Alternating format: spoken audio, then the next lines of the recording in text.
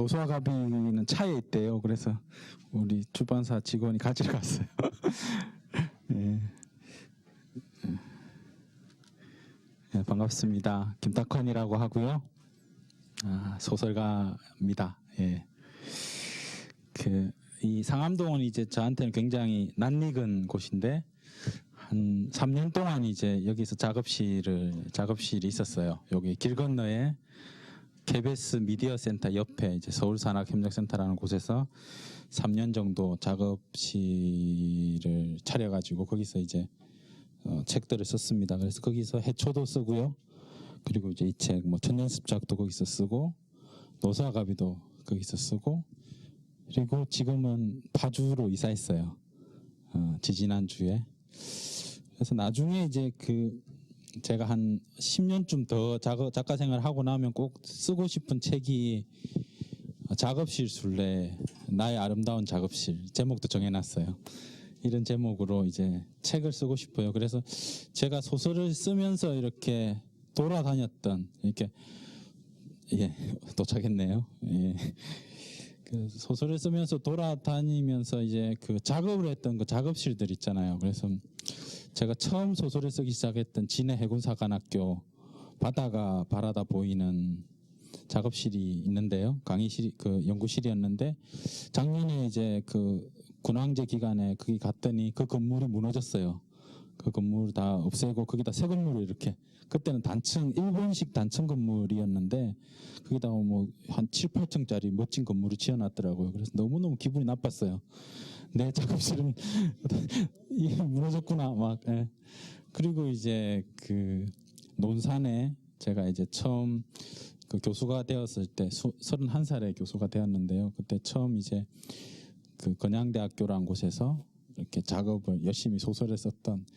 그래서 바로 학교 앞에 아파트에 살았는데 그 아파트에서 학교까지는 걸어 다녔어요. 근데 가운데 공동묘지가 하나 있었어요. 그래서 이제 밤에 작업해가고 이제 이렇게 새벽에 막 졸면서 이렇게 공동묘지를 가로질러 가지고 작업실에 이렇게 왔던.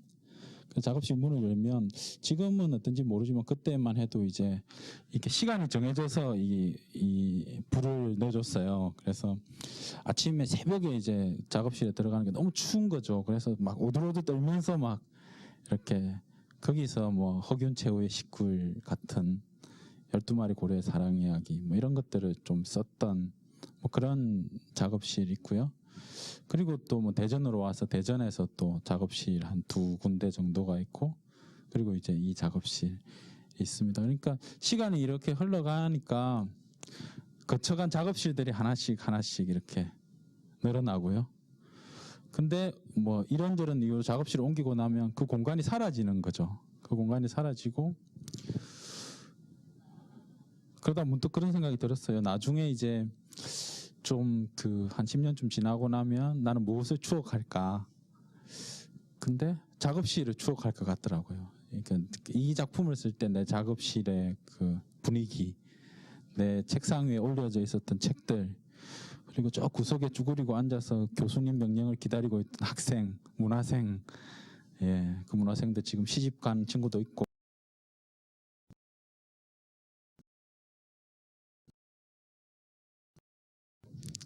그래서 그 중에서 이제 가장 최근에 이제 작업을 했던 곳이 이곳이고요. 그래서 그 작업실에서는 저기 쓰레기산이 바로 보여요. 하늘공원이 바로 보여가지고 매일 이제 그 공원을 바라보면서 작업을 막 하다가 글이 잘 안 되면 하늘공원에 쫓아 올라갔다가 또 내려왔다가 막 그렇게 하면서 이제 지낸 곳입니다. 그래서 지지난주에 이사를 파주로 이제 짐 싸가지고 가면서 상암동에 다시 이제 올 일이 없겠구나. 약간 이 만감이 교차하면서 갔었어요. 그래서 가면서 노수아 가비 뒤에 작가의 말에 나오는 이 스타벅스가 2군데가 있는데 여기도 한 군데 있고 저 길 건너에도 스타벅스가 있는데 길 건너 스타벅스에 이제 매일 아침마다 나를 이렇게 제가 커피를 먹을까 말까 고민하면 나를 이렇게 쳐다보고 있던 그 바리스타 아가씨한테 가서도 이제 나 여기 이사 간다 이렇게 그래서 다시는 여기 올 일이 없을 거다. 그리고 바로 옆에 이제 소바를 아주 맛있게 만드는 그 가게 아줌마한테 가서도 이제 제가 가게 됐다고. 이게 3년 동안 지내니까 특히 이제 식당 아줌마들 뭐 커피 다 친해지더라고요. 그래서 다 이제 이별을 고하고 떠나왔는데, 근데 2주 만에 다시 오니까 되게 이게 마음대로 이렇게 떠날 수 있는 게 아니구나, 그런 생각들이 좀 들었습니다. 그래서 오늘 이제 그 한 시간 정도 여러분하고 이제 말씀을 같이 해볼 그 제목은 이제 한길 사람 속이라는 거고요. 그래서 어젯밤에 이제 이 PPT를 만들었는데, 이거 만들면서 이제 항상 제목이 항상 고민되잖아요. 그러니까 저도 이제 소설을 다 쓰고 나면 제목을 뭘로 할까 매일 이제 고민이 많이 되고, 그래서 이것도 PPT를 항상 만들고 놓으면 딱 제목이 항상 고민되고, 제일 이제 한심한 학생들은 이거 제목 안에다가 리포트 이렇게 써놓는 애들이 있어요. 리포트 낼 때 제목이 리포트인 거죠. 보지도 않고 그냥 C 줍니다. C나 D. 그래서 제 제목은 이제 한길 사람 속, 뭔가 이게 뭘까 이렇게. 사실 독자와의 만남 같은 걸 이제 하면 이제 이 안에도 있지만 계속 그런 질문을 받아요. 그러니까 어쩌다가 이제 소설가가 됐습니까? 라는 질문하고, 어떻게 하면 좀 글을 잘 쓸 수 있습니까? 뭐 이런 질문을 받고 오늘도 받지 않을까 예상하는데, 근데 제가 그 곰곰이 생각해봤어요. 뭐 계속 곰곰이 생각하는 거지만 어제도 곰곰이 생각해봤는데, 중요한 게 이제 결국은 그 모든 글쓰기는 한길 사람 속을 알기 위해서 글을 쓰는 게 아닐까, 뭐 그런 생각을 했고요. 왜 그런가를 쭉 한번 이렇게 설명을 해보도록 하겠습니다. 그래서 이제 이 사람 누구냐면 아수라 백작이거든요. 아수라 백작. 어렸을 때 마징가 제트 보셨죠, 그죠? 보면 이제 이렇게 반은 남자 목소리 나고 반은 여자 목소리 나가지고 이쪽으로 하면 남자 목소리 팍 나오고 이쪽으로 하면 여자 목소리 이렇게 팍 나오는 아수라 백작인데, 저는 이제 소설가는 아수라 백작 같은 존재다 이런 생각들을 많이 하거든요. 그래서 기본적으로 이제 그 소설을 잘 쓰기 위해서는 약간 다중인격자가 돼야 되죠. 다중인격자가 되고, 그래서 내 안에 이제 많은 존재들이 이렇게 들어와 있고, 그래서 어떨 때는 막 여자 목소리도 막 내고, 그죠? 어떨 때는 남자 목소리도 막 내고, 어떨 때는 애 목소리도 막 내고, 어떨 때는 할머니 목소리도 막 내고. 그래서 이 아수라 백작과 관련된 그런 이야기들을 좀 풀어볼까 합니다. 그래서 뭐 보신 분도 계시겠지만, 이제 그 보레스가 쓴 그 짧은 소설 중에 끝없이 두 갈래로 갈라지는 길들이 있는 정원이라고 하는 단편 소설이 있어요. 보레스는 이제 굉장히 짧은 소설을 어렵게 쓰기로 유명한 사람이죠. 그래서 나중에 이제 이렇게 맹인이 되었는데, 그래서 이 소설도 굉장히 어렵고 또 본질적인 문제를 제기합니다. 그게 뭐냐면, 그 이야기라는 게 뭐냐면 결국 선택의 문제라는 거죠. 그래서 주인공이 이렇게 딱 있으면, 양귀자 선생이 쓰신 모순이라는 작품에 봐도 나오듯이, 그러니까 나랑 닮은 남자랑 결혼할 거냐, 나랑 정반대의 남자랑 결혼할 거냐, 이게 모든 여자들이 결혼할 때쯤에 가지는 고민이래요. 맞나요? 잘 여자가 아니라서. 그러니까 근데 결혼은 두 사람하고 다 할 수 없으니까 둘 중에 한 사람을 택하는 거죠. 그리고 그 인생으로 이렇게 간다는 겁니다. 근데 이제 보르헤스도 그런 이야기들을 많이 들었겠죠. 그래서 이 책에서는 어떤 인물이 나오느냐 하면, 어떤 소설을 쓰는데 선택을 한 두 갈래를 다 소설 속에 포함시키고 있는 그런 소설을 쓰는 거죠. 그래서 이 사람이 왼쪽으로 간 이야기와 오른쪽으로 간 이야기가 같이 존재하는, 그래서 끝없이 그 이야기들이 갈라지는데, 갈라지는 이야기들이 전부가 다 존재하는 어떤 하나의 책을 쓰고 싶다. 그런 책은 없죠. 사실 그런 책은 존재하지 않는데, 근데 보르헤스가 생각하기에 그런 것들이 다 모이면 그것을 어떤 거대한 어떤 삶이라고, 거대한 이야기라고 부를 수 있겠다. 그런 이야기를 하고 있는 것 같아요.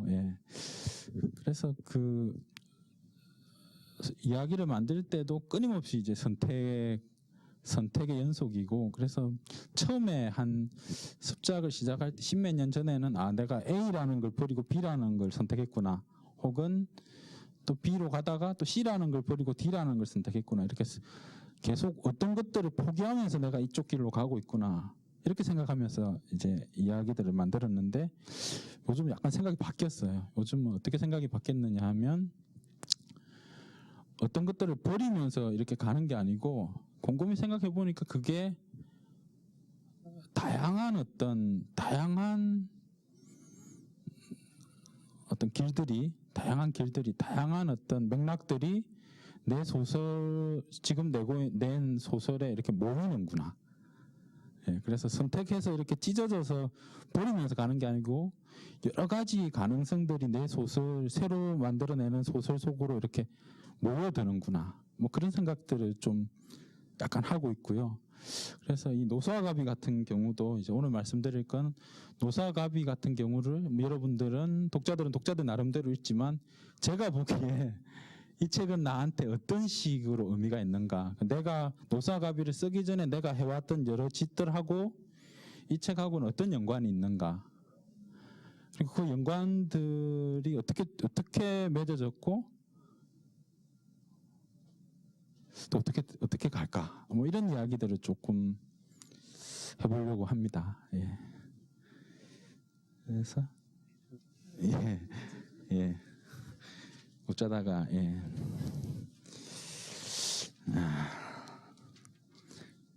아까 처음에 이야기했던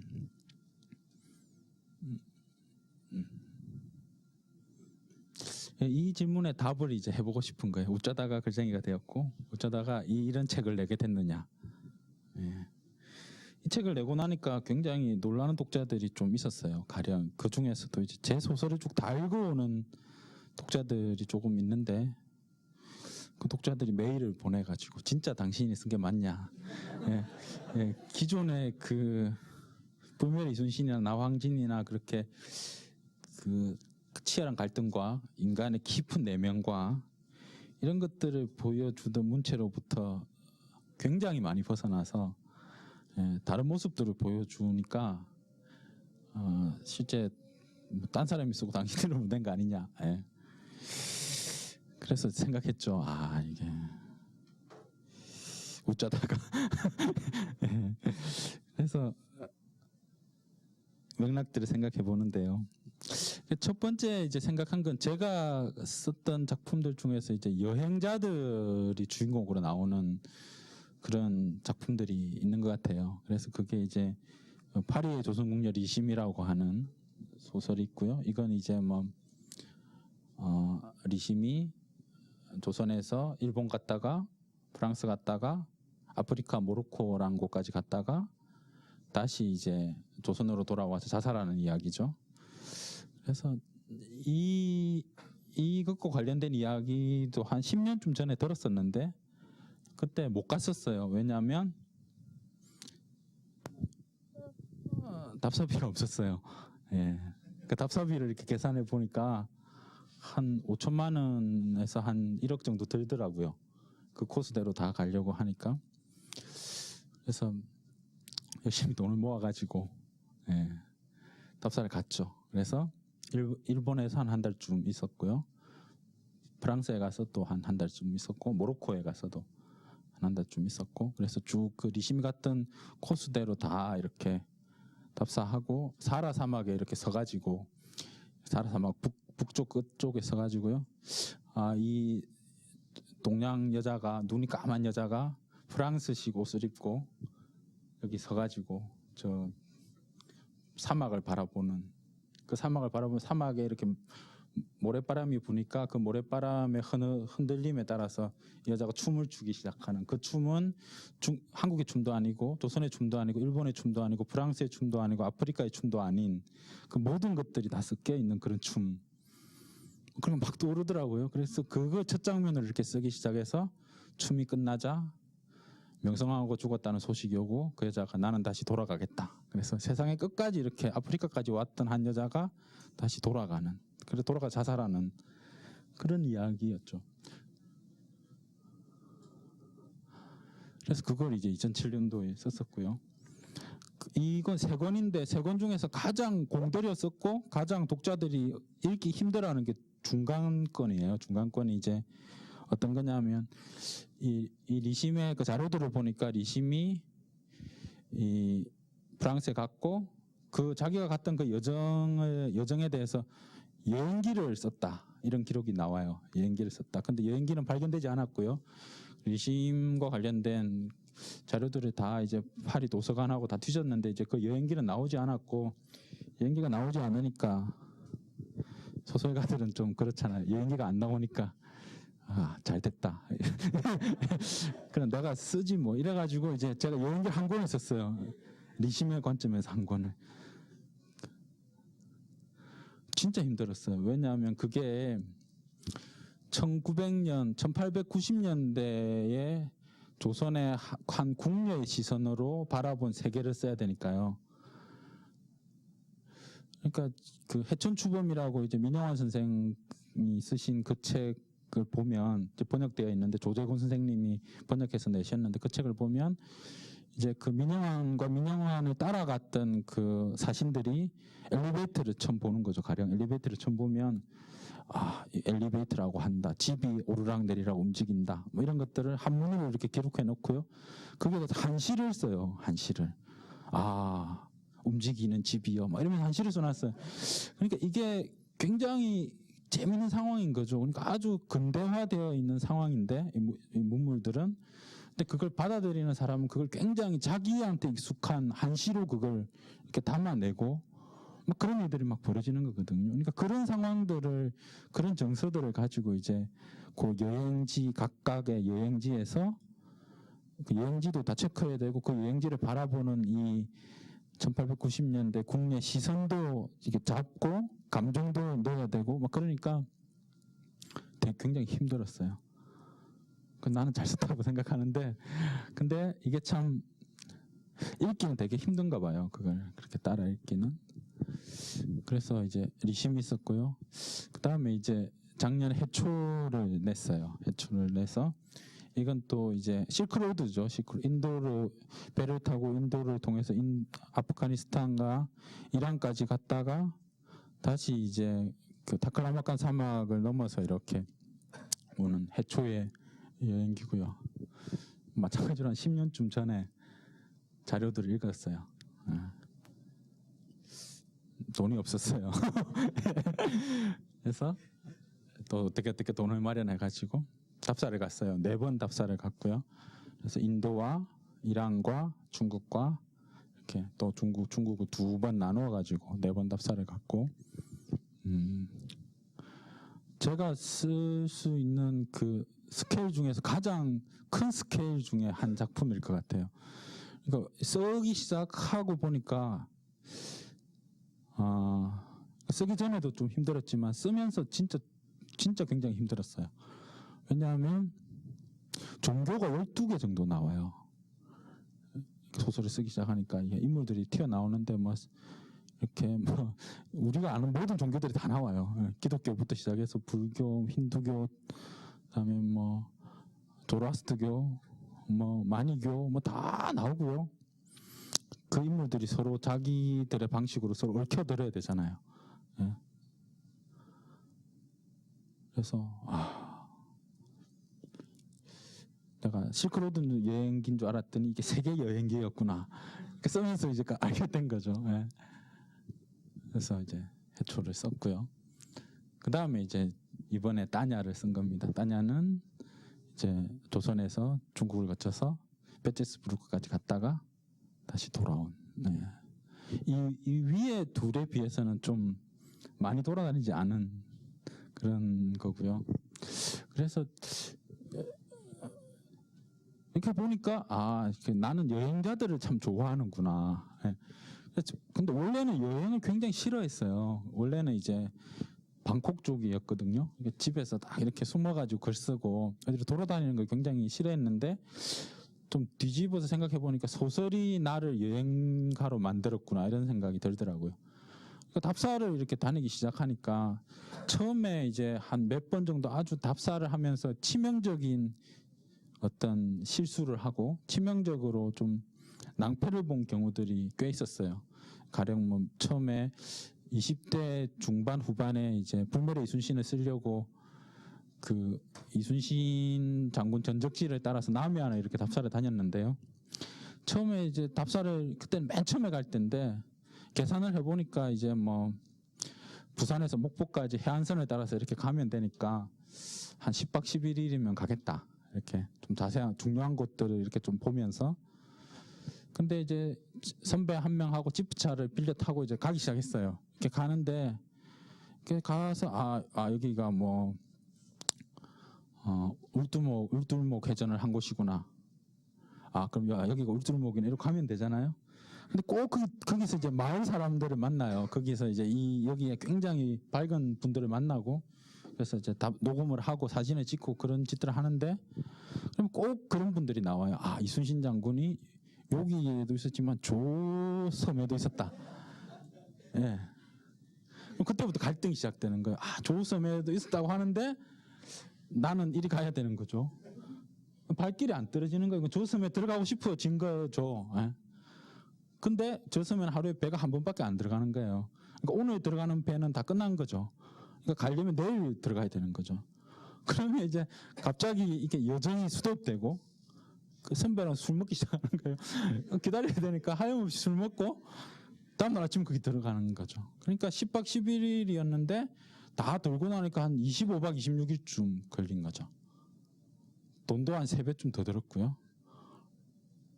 그러니까 답사 완전 빵점이었어요. 그러니까 이게 이렇게 답사를 하면 안 된다 이게. 예.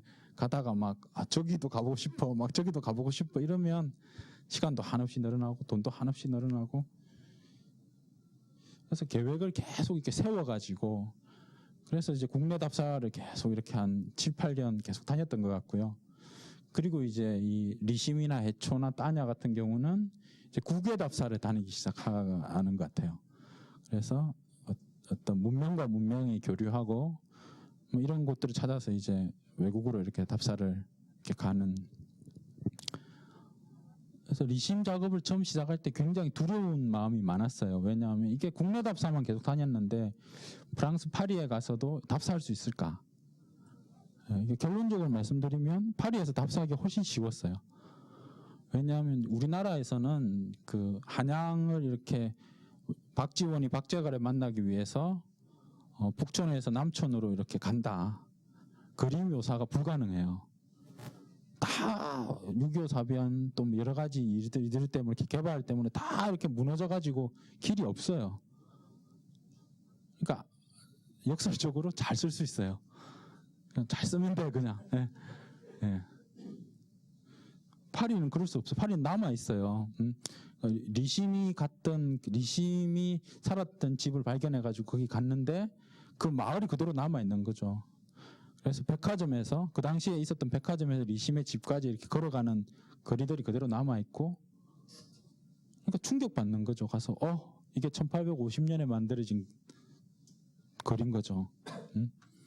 집도 1870년쯤 만들어졌고, 그러니까 그거 다 이렇게 쓰면서 되게 놀랐어요. 그리고 파리가 훨씬 쉬웠어요. 그래서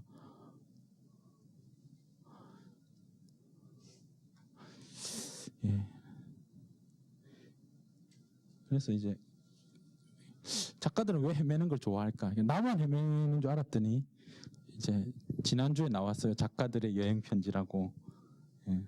그래서 한 30명쯤 되는 작가들이 자기가 헤맨 기록들을 다 편지 형식으로 이렇게 기록해 놓고 있고요. 저도 한 꼭지 있어요. 저는 이제 해초를 읽으면서 헤맸던 타클라마칸 사막에 가가지고 이제 제목은 그대 다시 되돌아 나오지 못하리 이런 제목인데요. 이게 타클라마칸이라는 말의 위구르어의 원뜻이에요. 사막이 워낙 넓어가지고 그게 한번 들어가면 다시 살아나서 돌아 나오지 못한다는 거죠. 근데 그 길을 이제 해초 스님이 이렇게 가셨죠. 그래서 지금까지는 이렇게 하고 앞으로 이제 가고 싶은 곳이 한 3개 정도 있어요. 어디를 여행하고 싶으냐? 일단 아프리카를 가보고 싶어요. 사하라 사막 위쪽은 갔는데 사하라 사막 위쪽은 아프리카가 아니더라고. 가서 보니까 그냥 아랍이더라고요. 아랍. 예? 서빙하는 애들도 불어를 다 쓰고요. 그냥 아랍이에요, 모로코는. 그래서 내가 원했던 그 정열의 아프리카가 아닌 거예요. 그래서 아프리카를 가려면 어떤 소설을 써야 하나 갑자기 머리를 막 이렇게 굴리면서 아프리카에 가야 되는데, 그래서 아프리카에 가보고 싶고요. 우주에 가보고 싶어요. 우주. 예. 어렸을 때 제가 읽은 책 중에 가장 감동적인 책이 이제 코스모스하고 콘택트라는 책이었고요. 그 책들을 읽으면서 나도 저 우주로 가고 싶고, 제가 어른이 되고 나서 이제 그 만났던 어떤 철학자 중에 김용석이라고 하는 분이 계신데, 그 선생님 처음 뵈가지고 선생님 어떤 철학을 하십니까 물어보니까 자기는 우주 철학을 한다는 거예요. 예, 자기의 스케일은 우주라는 거죠, 우주. 그리고 저한테 말했어요. 김구는 우주문학을 하게. 예. 예. 근데 그게 뭔지 몰랐는데 좀 감이 와요. 이게 어떤 거냐면, 제가 지금 이제 동아일보에 SF를 한 편 쓰고 있죠. 그 눈먼 시계공이라고 하는 뇌과학과 로봇이 결합되어 있는. 그래서 아마 그 다음 SF를 쓴다면 우주에 관해서 한번 써보고 싶고요. 어렸을 때 제 꿈 중에 하나가 우주인과 이렇게 대화하는 거였어요. 우주인과 커뮤니케이션, 우주인을 만나서 우주인과 대화하는 건데, 우주인과 어떻게 대화할 수 있을까? 예. 그런 상상이 드는 거죠. 만일에 내가 만난 우주인이 돌고래랑 비슷하게 생겼으면, 우리 인간은 돌고래랑 대화하지 못하잖아요. 지금 우리가 개미랑도 대화하지 못하잖아요. 근데 우리는 어떻게 우주인과 대화할 수 있을까? 어떤 방법으로? 이런 걸 고민하는 사람들이 놀랍게도 전 세계에 굉장히 많아요. 과학자들 중에서 이렇게 우주인과 대화하기 위해서 새로운 커뮤니케이션 방법을 찾고 있는. 예. 그래서 그런 분들 책을 열심히 읽어가지고 한번 우주로 나가볼까 생각을 하고 있고요. 그 다음에 가고픈 게 이제 제가 태어나기 전 40년 전이나 혹은 지금 제가 소설로 쓰고 있는 2049년 이후. 예. 그래서 근 미래나 근 과거로 가서 내가 존재하지 않았던 공간에 가서 그 곳들은 어떤 곳인가, 이런 것들 한번 써보고 싶죠. 그래서 아마 계속 헤맬 것 같아요. 계속 헤매고, 그게 이제 공간 여행자였는데 이제 시간 여행자도 될 수 있을 것 같고, 주로 이제 이렇게 국내를 한 7, 8년 헤매다가 이제 국외를 좀 헤매다가 좀 심해지면 이제 우주까지 이렇게 헤매다니는, 예, 그런 여행자가 될 것 같고요.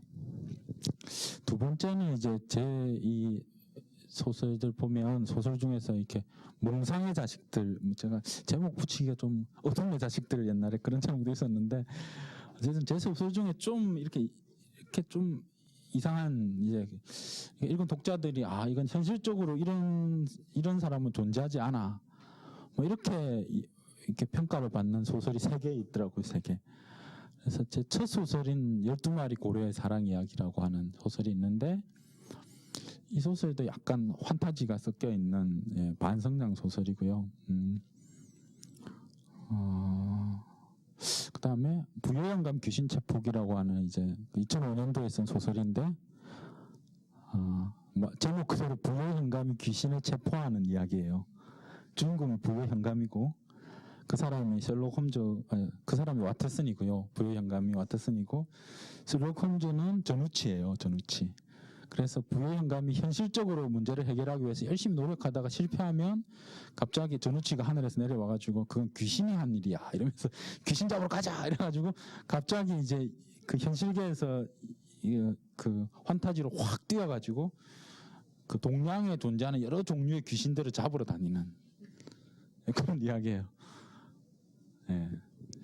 그리고 이제 이번에 낸 따냐라는 인물도 현실적으로 이제 이런 여자는 없다. 예.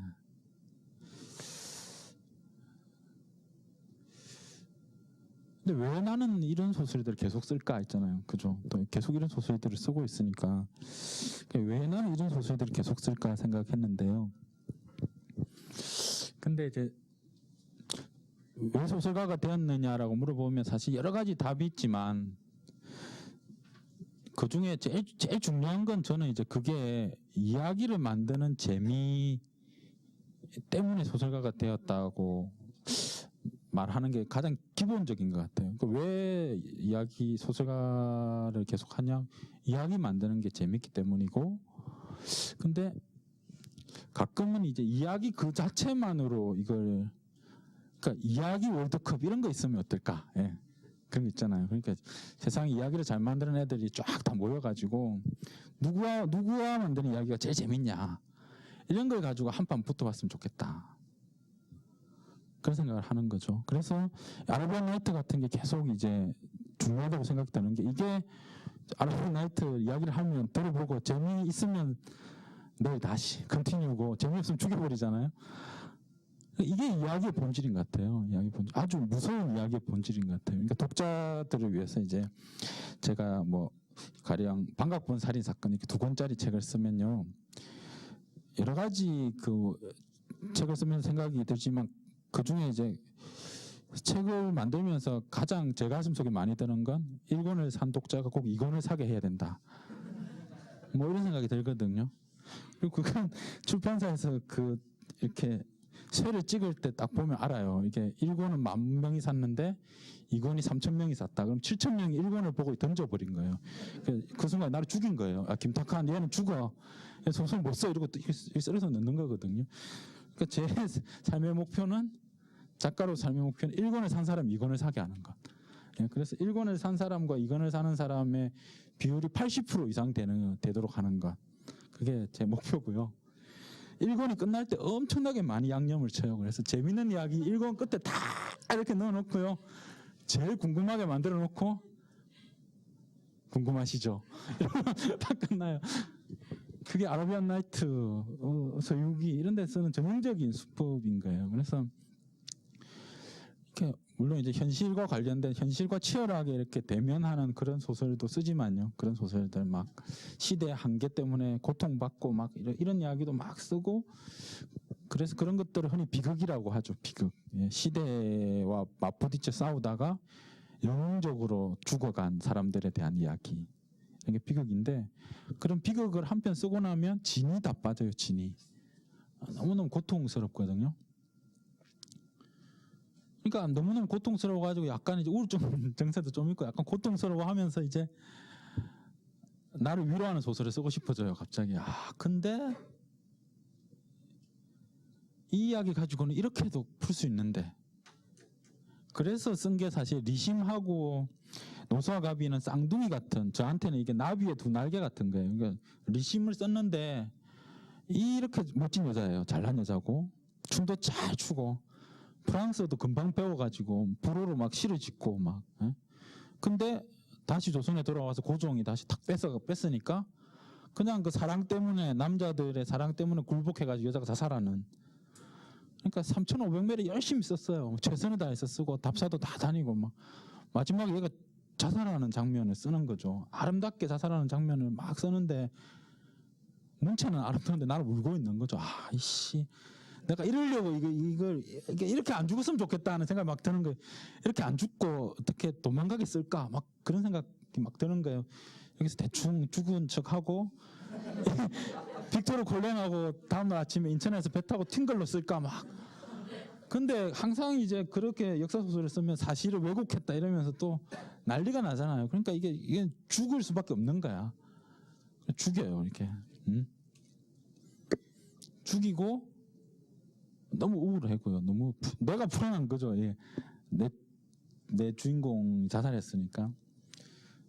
근데 그때쯤에 이 생각이 들었어요. 이 생각이.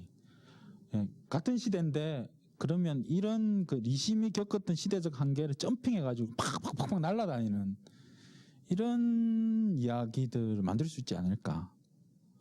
그래서 거의 하루 이틀 정도 머릿속으로 이렇게 막 지나가는 거예요. 스토리들이 막. 예. 그래서 이렇게 썼어요. 예.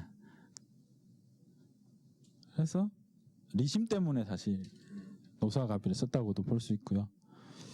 둘은 굉장히 다른 것 같지만 사실은 이제 제 안에 있는 두 가지 면인 것 같아요. 그래서 이건 아라비안 나이트 같이 쓴 소설인 것 같고, 이걸 가지고 그 시대의 문제와 치열하게 대결하지 못했다 뭐 이런 비판은 맞아요. 이건 그러려고 쓴 게 아니에요. 그건 리심에서 그렇게 썼고요. 이건 그냥 절급자고 쓴 거예요. 재밌자고. 그래서 절급자고 재밌자고 쓴 소설이 이렇게 세 편이더라고 찾아보니까. 예. 그리고 이게 제 첫 데뷔작이거든요. 데뷔 장편이거든요. 그러니까 김탁한이 변한 게 아니고 내가 나를 보니까 나 원래 이런 놈이었던 것 같아. 원래 이제 막 원래 몽상을 좋아하고 그 몽상을 가지고 이야기들을 막 이렇게 만드는 것들을 즐기고요. 예. 그래서 그 중에 어떤 것들은 이제 이야기가 되어서 이렇게 나오기도 하고. 그래서 이것도 전우치전이라고 고전 소설이 있잖아요. 그래서 고전 소설 보면 전우치랑 서화담이랑 막 한판 붙고 막 이런 이야기들이 나오는데 그게 제가 나황진이를 쓰면서 황진의 스승이 서경덕이니까 그쪽을 이렇게 보다가 전우치전을 보게 됐어요. 전우치전 너무 웃기는 거야 이게. 예. 전우치가 진짜 잘남뽕하다가 서경덕한테 걸려가지고 박살이 나는 이야기거든요. 그래서 막 낄낄대면서 어느 날 내가 막 웃고 있는 거예요. 그래서 나황진이를 쓸 때 제가 너무너무 비장하고 장엄했거든요. 막 와 이렇게 가다가 갑자기 이 소설을 읽으면서 맥이 팍 풀리면서 막 전우치전을 읽으면서 그랬어요. 그래서 그 나황진이를 쓰고 나서 그것만 딱 떼가지고 그럼 전우치를 가지고 싹 틀면 새로운 버전으로 지괴라고 하는 중국의 그 귀신들 자주 나오는 소설들이 있거든요. 그런 걸로 이게 딱 바꾼 거죠. 그래서 이것도 그런 거고요. 이것도 이런 거. 그래서 이게 항상 어떤 아주 무거운 소설을 제가 막 쓸 때 약간 균형 감각을 찾는 것 같아요. 그래서 이렇게 가다가 내가 죽고 말지 뭐 그런 생각이 들면 아주 지나치게 가벼운 소설을 딱 잡아가지고 이렇게 점핑해서 이렇게 막 쓰는 것 같아요. 그래서 무겁게 이렇게 가는 것도 제 작업의 스타일이고요. 그리고 아주 가볍게 이렇게 몽상으로 가는 것도 제 스타일인 것 같아요. 근데 앞에 제 작품은 이렇지 않고 이것만 읽은 독자들이 문제인 것 같아요. 그래서 막 주저리 막 써놨어요. 이건 너무 가볍고 막 그래서 소설은 모름지기 무거워야 하고 그 주인공의 내면 심리가 투철해야 되고 근데 그걸 막 읽고 있으면 내가 원래 이런 것도 잘 하는데 그 독자한테 그걸 사줄 수도 없고요. 별로 안 좋은 것 같아요. 그래서 여러분도 시간 나시면 이 세 작품을 꼭 한번 읽어보세요. 아라비안 나이트. 그러니까 세 작품 하나 읽는데 한 달씩은 걸릴 것 같아요. 좀 이야기들이 너무 많으니까 정리하면서 서유기도 뭐 해초 스님이 갔던 그 리얼한 길의 환타지 버전이거든요. 환타지 버전. 태평관기는 이제 요즘 제가 읽고 있는데 이것도 뭐 옛날 이야기들을 다 모아놓은 책이에요. 그래서 읽고 있으면 이야기가 너무 재밌는 거예요. 그래서 빠져나오기 싫은 거야. 이게 너무 재밌어가지고. 그래서 이게 이 재밌으면 살려주고 재미없으면 죽인다. 이게 참 그 이야기꾼의 영원한 그 뭐 숙명 같은 그런 이야기 그런 것 같고요. 그 다음에 이제 세 번째가 여자들인데요.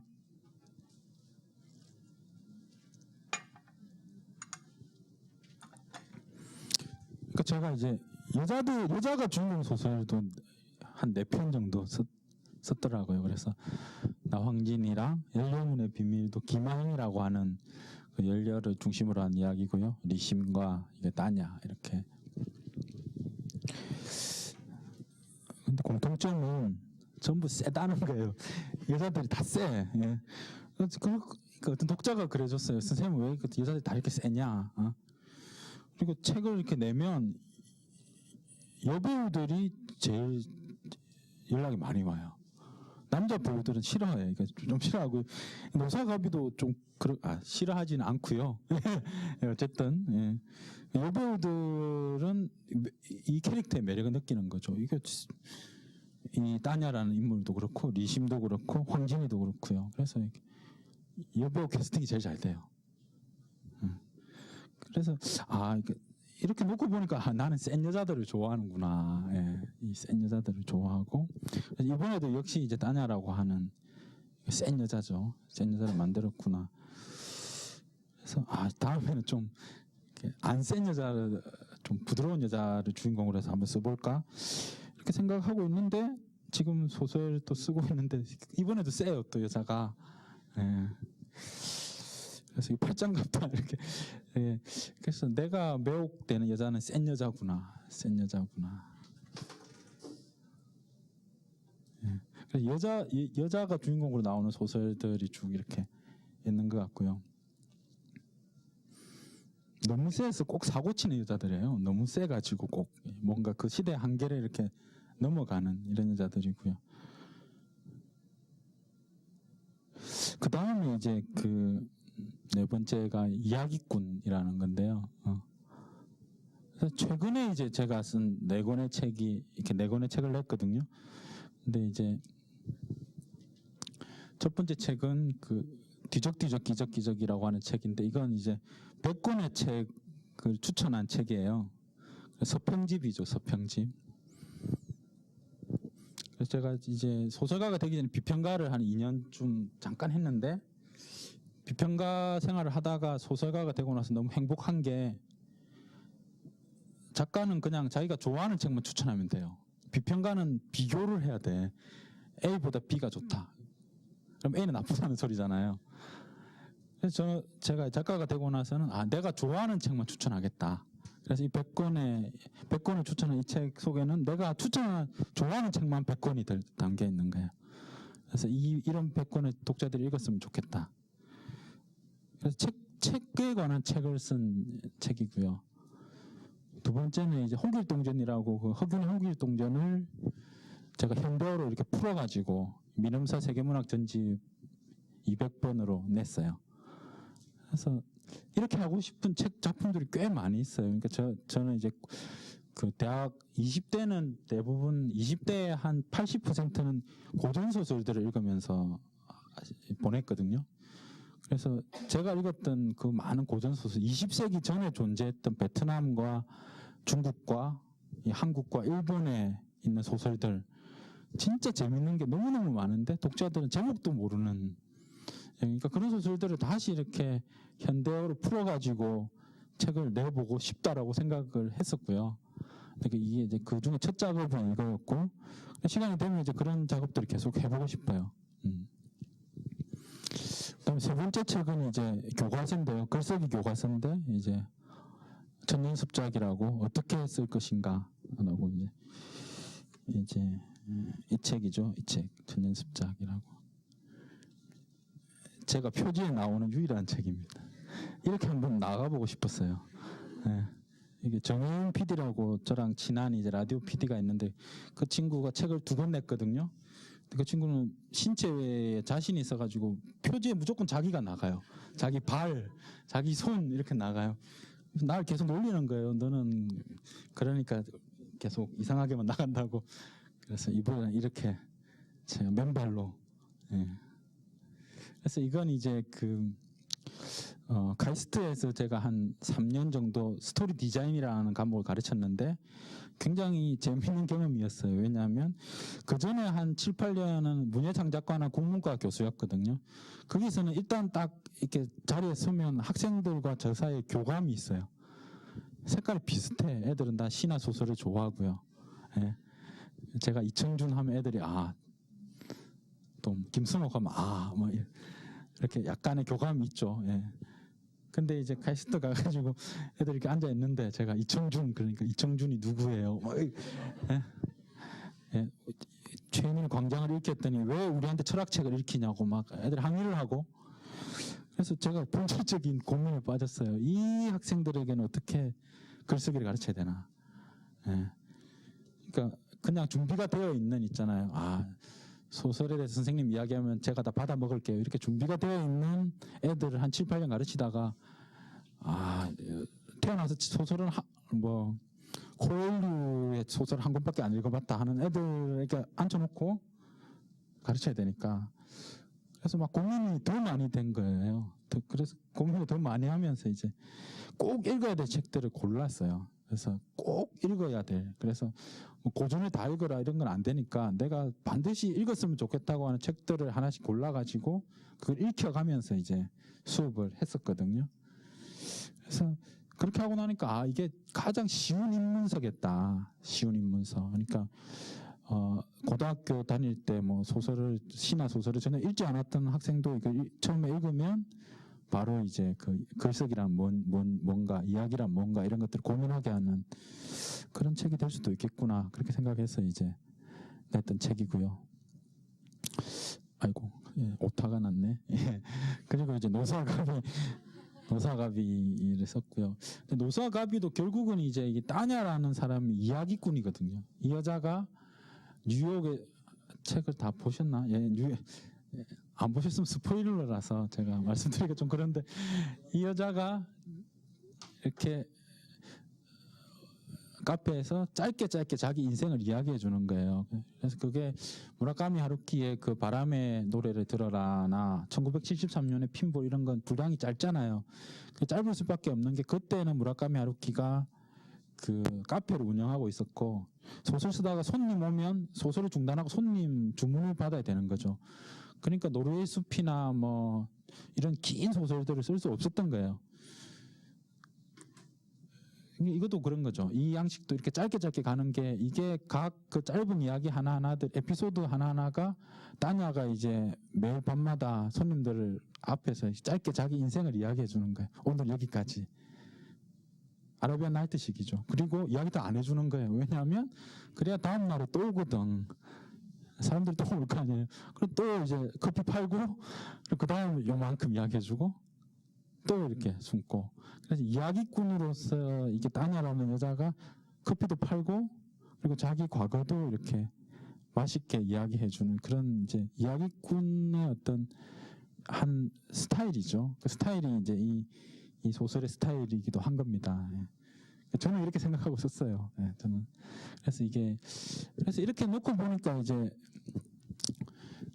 이야기꾼으로서 제가 여러 가지 짓들을 하는구나. 그전에 소설만 썼는데 이제는 뭐 내가 좋아하는 책들도 읽으라고 계속 이야기를 하고 있고, 그리고 옛날에 썼던 책들 중에서 고전 소설들 중에서 이런 것들도 좋은 거다라고 또 이야기를 하고 있고, 또 이야기를 쓴다는 건 어떤 거다라는 거 또 내가 이야기를 하고 있고, 그리고 또 이런 짓도 하고 있으니까 사실 이제 이야기꾼으로서 소설만 계속 쓰는 이야기꾼이 아니고 이렇게 다양한 이렇게 다른 방식의 이야기들을 내가 독자들을 하고 싶어 하는구나, 뭐 그런 생각이 들었어요. 네.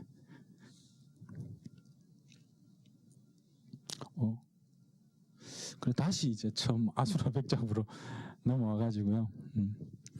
그래서 이렇게 다양하게 이제 이렇게 4갈래 정도 길을 통해서 노사갑이라는 작품을 썼는데, 근데 왜 그러면 궁극적으로 이제 그렇게 다양하게 서로 다른 모습들을 띠면서 이렇게 노사갑이라고 하는 한 작품으로 모이느냐 생각해 보니까 그게 결국은 이제 그 사람의 어떤 속을 살피기 위한 어떤 과정인 것 같다는 거죠. 그래서 사람의 속을 이제 알기 위해서는 여러 가지 방법이 있는 것 같아요. 우리 정신분석학 이런 것도 있고, 뇌과학 이런 것도 있고요, 심리학도 있고, 뭐 혹은 그림을 그 마음 상태를 그림으로 그려볼 수도 있고, 뭐 춤을 춰볼 수도 있고, 뭐 노래를 부를 수도 있고 그런 것 같은데, 저는 이제 제 마음 상태를 글을 쓰는 것 같아요. 제 마음 상태를 글을 통해서 특히 이제 이야기를 만들어서 그걸 가지고 이제 제가 어떤 마음을 가지고 있는지를 제가 이해하고, 그리고 제가 생각하는 어떤 인간의 마음의 어떤 본질적인 모습들을 독자들한테 이렇게 보여주기도 하고. 근데 이건 지독한 경험론자인 것 같아요. 경험론자.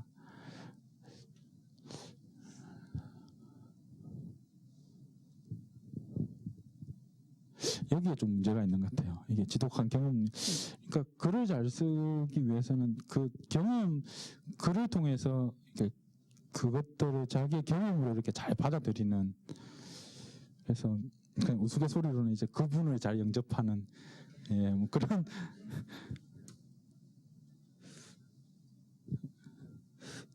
그런 거고요.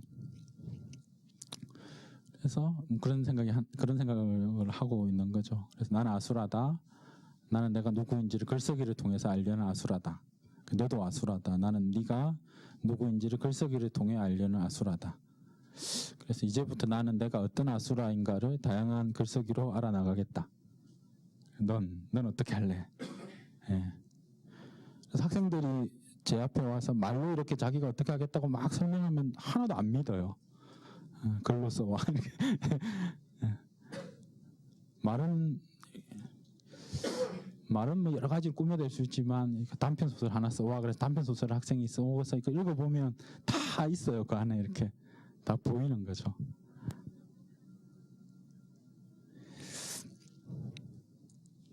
그래서 결국은 자기를 계속 이렇게 들여다보는 것 같아요. 그래서 근데 이게 아까 경험론이라는 게 굉장히 힘들다라고 생각을 하는 게, 근데 자기를 이렇게 들여다보고 있으면 보통 사람들은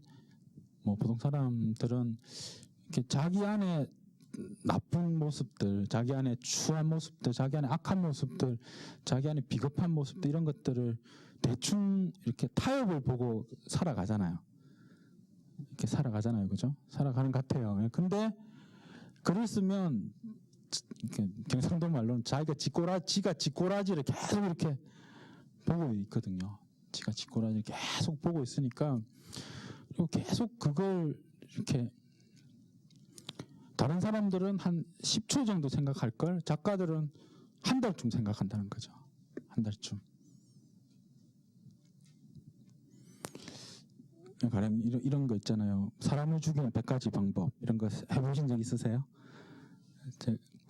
제가 이제 허균체 의회 19일 이런 걸 쓸 때 허균을 죽여야 되는 거죠. 능지처참을 시켜야 되는 거예요. 그럼 능지처참 시키는 장면 한 달쯤 썼는데요. 이제 딱 쓰기 시작하면서부터 그런 생각을 하는 거죠. 잘 죽여야 되는데, 이런 생각을 하는 거예요. 한 달 내내 이거 죽이는 장면만 계속 생각하는 거죠. 그래서 어떻게 죽여야 되나, 줄을 어떻게 묶어야 되나, 어떤 소들을 이렇게 배치를 해가지고, 그래서 이렇게 소들이 쫙 당기면 이렇게 바닥에 있던 허균이 이렇게 사람 몸이 쫙 뜨거든요. 딱 떠가지고 동시에 쫙 찢어져야 돼요. 잘 찢어야 되는 거지. 그러면 그 피가 튀어가지고 그 옆에 있던 허균을 배신한 친구의 얼굴에 확 이렇게 묻고, 뭐 이런 장면을 써야 되는 거예요. 이런 장면을. 그러니까 한 달 내내 이제 그 장면에서 한 달 걸렸는데, 학교 와서 멀쩡하게 수업하는 거예요. 학생들한테 이제 소설의 3요소 이러면서 막 수업하고, 수업 끝나면 어떻게 찢어야 되지 막 이런 생각, 이렇게 찢어볼까 저렇게 찢어볼까 막 계속. 불멸의 이순신을 쓰면서 이제 병사들이 막 죽잖아요. 뭐 별의별 식으로 죽거든요. 그러니까 화살을 쏘면 화살을 어디다가 박아 넣을까? 눈에 찔려서 죽일까? 목에 박히게 할까? 가슴에 박히게 할까? 도총을 쏴서 총탄이 날아와서 탄환이 이렇게 팔에 박혔는데 이걸 잘라야 된다 이거죠. 그럼 이게 어떻게 자를까? 지금은 의학 기구들이 있지만 그때 같으면 톱으로 이렇게 썰었을까? 이게 막 도끼로 이렇게 찍었을까? 막 밤에 이제 그 생각을 혼자서 막 하고 있는 거예요. 한 새벽 4시까지. 새벽 4시쯤 돼서 이제 내가 쭉 메모하는 걸 보면 어떻게 죽일까 이러고 수십 가지를 써놨어요. 그걸 내가 이렇게 보고 있으면, 이렇게 죽이려고 하는 이런 것들이 내 마음 안에 있구나, 이게. 내가 굉장히 나의 잔인함들을 보는 거죠. 그래서 이거 아주 멀쩡한 모든 인간에게는 그런 잔인함들이 있을 거다. 근데 이런 책이 나왔더라고요. 최근에 사람을 죽이는 100가지 방법. 이게 정확하게 이 제목은 아닌데, 사람을 죽이는 방법들, 모든 방법들인가? 3만 원이에요. 그래서 서점에 가서 이제 그 책을 딱 보는 순간, 이거 이제 고민 안 해도 되나? 여기 다 있나? 막. 나같이 생각하는 놈 또 있구나. 막. 예? 그런 거죠. 그래서 이렇게 그냥 보통 사람들은 순간 그냥 보고 지나가는데, 이 창작자들은, 이야기를 만드는 사람들은 그걸 막 곱씹어야 되잖아요. 막 곱씹고. 이장동 감독님 쓰신 박하사탕이나 이런 거 보면 막 고문하는 장면들 막 이런 장면들이 이렇게 딱딱 나오거든요. 보면 그 한 장면을 저 사람도 한 달 정도는 곱씹었겠다. 그 보통 사람 같으면 요렇게 그냥 터치하고 넘어갈 건데 저걸 더 정확하고 더 무덤덤하게 보이기 위해서 여러 가지 이상한 방법들을 이렇게 카메라 위치나 배우들의 연기나 이런 것들을 바꾸는 거죠. 딱 보이거든요. 어떻게 하는지를. 근데 이렇게 하고 나면 흑윤의 마음이 어느 순간 내 마음이 되어 있는 거죠. 예.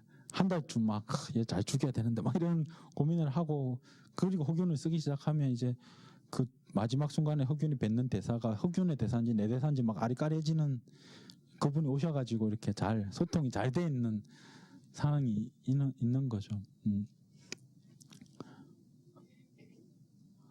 왜 이런 짓을 하느냐 하면 결국은 이제 내가 어디까지 갈 수 있느냐, 나라는 인간이 어디까지 표현할 수 있느냐, 뭐 이런 것들을 계속 하면서 이제 근데 점점 더 심해지는 것 같아. 점점 더 심해져서 그래서 솔직히 말씀드리면 요즘 제가 좀 위험하다는 생각을 해요. 좀 이게 위험해. 그러니까 막 옛날에는 그래도 나는 굉장히 이성적인 인간이다 그런 생각을 하면서 살았거든요. 한 2, 3년 동안은. 근데 지금은 나는 좀 환자가 아닐까. 그러니까 작업에 들어갔을 때는 그 작업에 대한 몰입이 심하게 되어가지고 이게 뇌사진 한번 찍어봐야 되나? 이게 좀 그런 생각들을 가끔씩 아니고 좀 자주 해요. 자주. 그러니까 이게 아주 지나치게, 보통 사람들은 그걸 지나치게 섬세하다고 이야기하더라고요. 근데 제가 보기에는 좀 약간 다른 것 같아요. 이게 달라가지고. 그래서 아주 구체적인 것까지 더 집요하게 이렇게 막 들어가니까요. 어떻게 끝내야 되지? 예. 그래서 이렇게까지 하고 쓰기 싫었나 봐요. 막 이렇게 생각을 했었나 봐요. 여기까지는 제가 준비한 거고요. 질문 있으시면 한 20분 정도 아무거나, 제가 한 여러 가지 것들을 보여드렸잖아요, 그죠? 그 중에서 궁금하신 거 있으시면 제가 성심성의껏 말씀드리겠습니다. 그러니까 63쪽에 따녀가 그 갈범무리의 화려한 낮과 밤을 자랑하고 싶은 마음은 굴뚝 같지만 그 시절은 따로 써서 책으로 묶을 예정이라고 그런 식으로 쓰셨는데 이거에 관한 책을, 그러니까 이거 2부를 쓰실 예정이신지. 영화가 성공하면 이제 입안을 다시 죽은 줄 알았던 입안을 살려내서 미국에서 커피 전문점으로 성공하는 이야기를 써서 그게 뭐 공다방이 되었다 이렇게 쓸까? 근데 이건 이제 그냥 제가 이렇게 쓴 건 제가 제가 강연할 때마다 자주 이야기하는 것 중에 하나인데요. 제가 소설가가 되는 결정적으로 저한테 이렇게 치명타를 안겼던 책은 이제 완올 회맹년이라고 하는 180권 180책짜리 소설이 있어요. 그래서 옛날 책으로 180권짜리예요. 그래서 하루에 한 권씩 읽으면 6개월이 걸리는. 그래서 제가 해군 장교로 이제 해군 사관학교에 이제 교관으로 가가지고 군인 정신이 있었어요. 왜냐하면 7시 반에 출근을 하라는 거예요. 그러니까 그 전까지는 7시 반이라는 게 내 시간 속에 없었어요. 맨날 11시부터 하루를 시작했는데 아침 7시 반에 내가 해군사관학교 내 연구실에 앉아가지고 하염없이 바다를 바라보고 있는 거예요. 너무 심심하잖아요. 할 일이 없으니까 180권 읽어봐야겠다. 하루에 한 권씩 읽기 시작했어요. 한 권씩 막 읽어가지고 180권 읽었어요. 180권 읽었는데 2가지 웃기는 일이 있었어요. 하나는 뭐냐면 앞에 이제 읽어 나가니까 맨 첫 부분에 이건 내 가문이 결혼하는 이야기예요. 내 가문의 대장들이 모여가지고 부모들이 모여서 우리 결혼 이렇게 서로 크로스로 합시다 하고 내 가문이 풍비박산이 나요. 그래서 중국에서 다 이렇게 각지로 다 흩어져 가지고 걔들이 다 모여서 다시 결혼하면 45권쯤에 결혼을 다 해. 그럼 결혼하면 끝났잖아요, 그죠? 그럼 드라마 끝나야 되잖아. 근데 책이 140권이 더 남아 있는 거예요. 그래서 이건 도대체 무엇이냐? 예? 이걸 내가 읽어야 되냐? 되게 너무 황당한 거예요. 그래서 그 군인정신으로 에이씨 끝까지 읽었어요. 근데 170 몇 권에 가니까 이 1권부터 170 몇 권까지 나왔던 인물들이 다 천상에서 무슨 죄를 지은 거야, 얘들이. 그 천상에서 죄를 지어가지고 걔들이 내려와가지고 이런 일들이 엮인 거예요. 그렇다라고 하고 소설이 끝났어요. 그러면 이게 두 가지 의심이 드는 거죠. 아, 이게 소설가가 이걸 다 예상을 하고 참고 참아서 170 몇 권에 터뜨린 건지, 아니면 막 쓰다가 이제 끝마무리를 내야 되니까 에이씨 모르겠다 이러고 대충 얼굴무리기 위해서 그런 걸 만드는 건지, 둘 중에 하나잖아요. 둘 중에 하나. 근데 둘 중에 하나를 확인하려면 어떻게 해야 되느냐 하면 이 복선이 있는지 없는지를 다시 읽어야 되니까 처음부터 다시 읽어야 되는 거예요. 그래서 처음부터 다시 읽었어요. 궁금해 미치겠는데 알 수가 없잖아 이걸. 두 번 읽었어요 그 책을. 예. 두 번 읽었더니 복선이 있는 거예요. 그러니까 이 사람이 170 몇 권까지 그걸 터뜨리지 않고 참았던 거예요. 그래서 저는 그 소설가 굉장히 위대하다. 왜냐하면 173권을 만일에 그게 나오면 172권에 얘가 죽어버리면 이 소설은 다 졸작이 되는 거예요. 40 몇 권까지만 끝내야 되는 거 뒤에 쭉쭉 느렸으니까. 그래서 이제 이 소설은 대단하다. 그러니까 보통 그 대하 소설은 시간 순서대로 그냥 가거든요. 근데 이건 구성을 짠 거잖아요. 구성을 짜서 복선을 깔면서 가는 거니까. 그래서 그게 하나 대단했고, 두 번째가 이제 지금 방금 질문한 거 인간되는 건데 180권 읽고 나서 지쳤어요. 제가 어떻게 소설을 180권이나 쓰냐, 미친 거 아니냐 막 이러면서 한심 막 짜증내고 있는데 맨 뒤에 작가욱에 뭐라고 나오느냐면 사실 이 책은 1800권짜리다. 근데 압축해서 180권으로 냈으니 궁금한 사람은 그 1800권을 읽어라 이렇게 나와 있는 거예요. 1800권 그런 작품 없죠. 없는데, 그래서 이 부분은 제가 그 생각을 하면서 궁금한 사람은 그 책을 읽어라, 그런 책은 없죠. 또 쓸 수도 있는 거야 나중에 또. 그래서 그게 제가 고전 소설을 읽으면서 받았던 충격이에요. 두 가지 충격. 스케일이 장난이 아니게 큰 거죠. 그래서 저는 처음부터 그래서 장편 소설가가 되고 싶었어요. 장편 소설가, 대하 소설가. 여기도 그런 흔적이 남아 있네요 보니까. 예. 또 지금 마이크.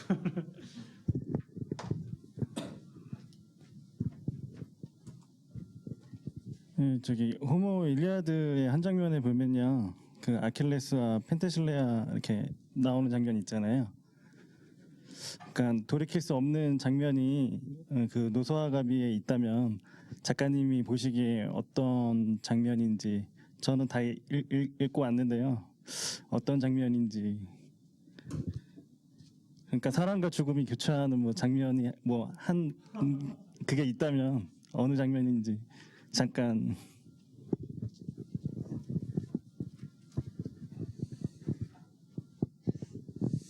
너무 어려운데. 예. 소설을 쓰면서 이제 힘주는 장면들은 사실 있는 것 같아요. 이렇게 힘주어서 쓰는 장면들이 있는데, 저는 쓰면서 이게 결국은 이 가마 안에서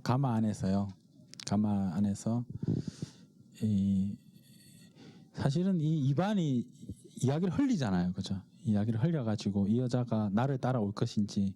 그러니까 이게 이야기는 전체적으로는 따냐의 시선으로 이렇게 가는데, 그 속에서 서로 신경전을 하다가 결국 이반도 한번 던져보는 거죠. 이게 나와 같이 갈 건지 아니면 다시 고종한테 돌아갈 건지. 그러니까 보통 그렇게 기회를 주는 것 자체가 그 안에 뭔가 사랑이 있었던 것 같아요. 만약 그런 게 없었으면 그냥 죽여버렸겠죠, 그냥. 예. 그래서 저는 그 장면 굉장히 이제 쓰면서 좀 짜릿짜릿했어요. 예.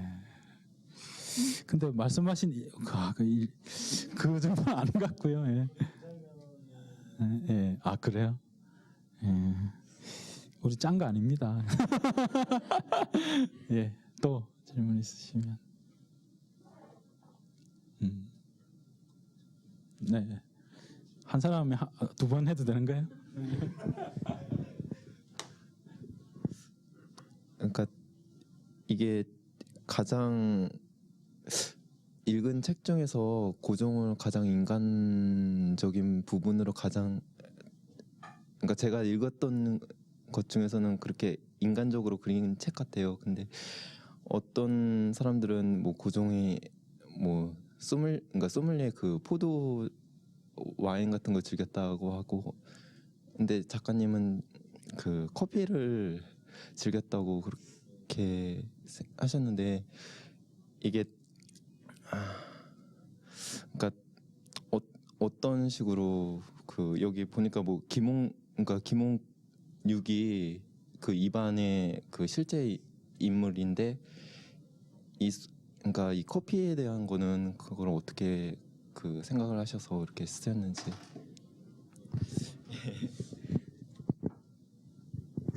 그러니까 고종은요, 커피도 즐기고 와인도 즐기고 당구도 즐기고 다 즐겼어요. 예. 그 당시에 근대가 들어오니까 근대적인 것들이 위에서부터 이렇게 처음 향유되니까, 뭐 우리가 알고 있는 뭐 사진, 커피, 뭐 와인 이런 것들을 다 왕실에서 먼저 이제 접하게 되고요. 고종은 그걸 다 즐겼고, 고종을 인간적으로 그렸다 뭐 이런 건, 그러니까 이제 이때가 아간파천 했을 때가 고종이 굉장히 좀 불행했던 시기죠. 그러니까 왕인데 자기가 일본 애들이 들어와가지고 자기 사랑하는 왕비를 그냥 죽였어요. 죽였는데 보통 이제 왕이라면 복수를 하고 싶을 거 아니에요. 그죠? 복수를 하고 싶죠. 일본 새끼들 다 죽여버리겠다 이런 생각이 확 들었을 건데, 근데 이 사람은 어떤 상황이냐면, 근데 쟤들이 날 죽일지도 몰라. 궁에 그냥 있으면 쟤들이 밤에 와서 나까지 죽일지도 몰라 이런 생각이 드니까 일단 도망가자. 그래서 러시아 공사관으로 몸을 피한 거거든요. 그러니까 그 상황이 굉장히 자기 한나라 왕으로서는 굉장히 굴욕적인 이런 상황이고, 그래서 믿음이 하나도 없는 거예요.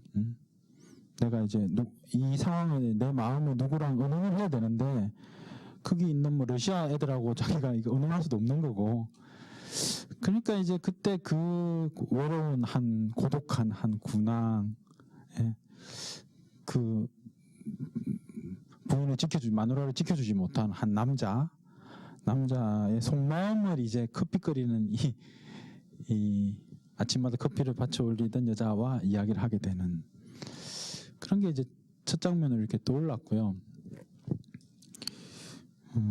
그래서 그런 부분 인간적이라면 인간적인 거고, 좀 지질이 못났다면 지질이 못난 그런 장면인 것 같고, 근데 고종은 굉장히 재밌다기보다는 굉장히 문제적인 인물인 것 같아요. 왜냐하면 이게 우리가 이렇게 어떤 문제가 닥치면 그게 해결 가능한 범위가 있거든요. 가령 내가 초등학교 5학년이면 뭐 초등학교 2학년이면 더하기 빼기 1 더하기 1은 2 더하기 2는 4 이런 건 할 수 있잖아요.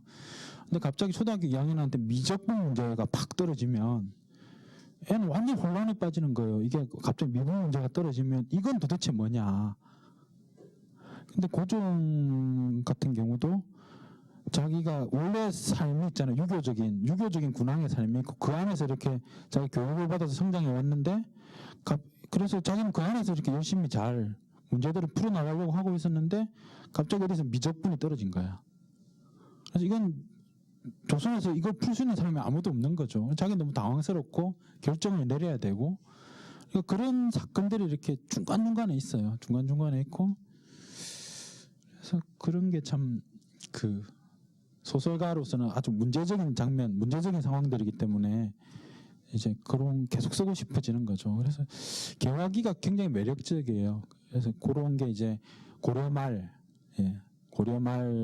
굉장히 매력적이고요. 그 다음에 정조시대가 굉장히 매력적이고, 그 다음에 개화기가 굉장히 매력적이고, 그래서 계속 이제, 왜냐하면 이렇게 자료들만 읽어봐도 너무너무 놀라운 상황들이 많이 있는 거예요. 거기 보면 그 상황 자체로.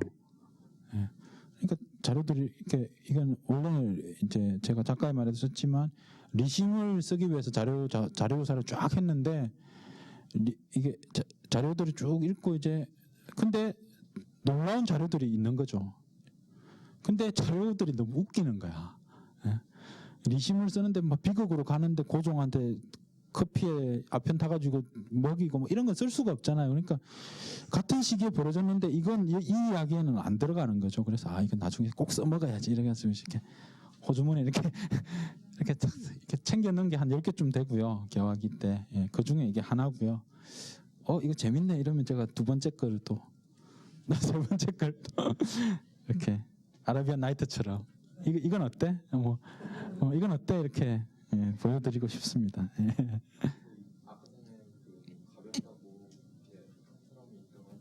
네. 그래요? 감사합니다. 그럼 또 다음 질문 있으시면. 예. 예. 갑자기 손을 많이 드셨네요.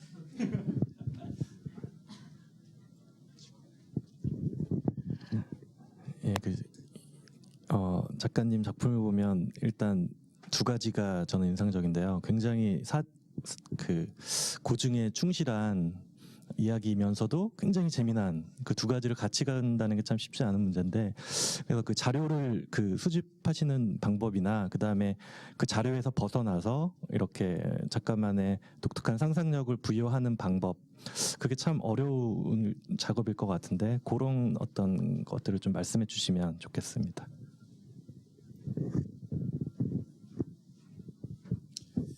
예, 굉장히 핵심적인 질문을 하셨는데 저도 생각을 해봐요. 그런데 이렇게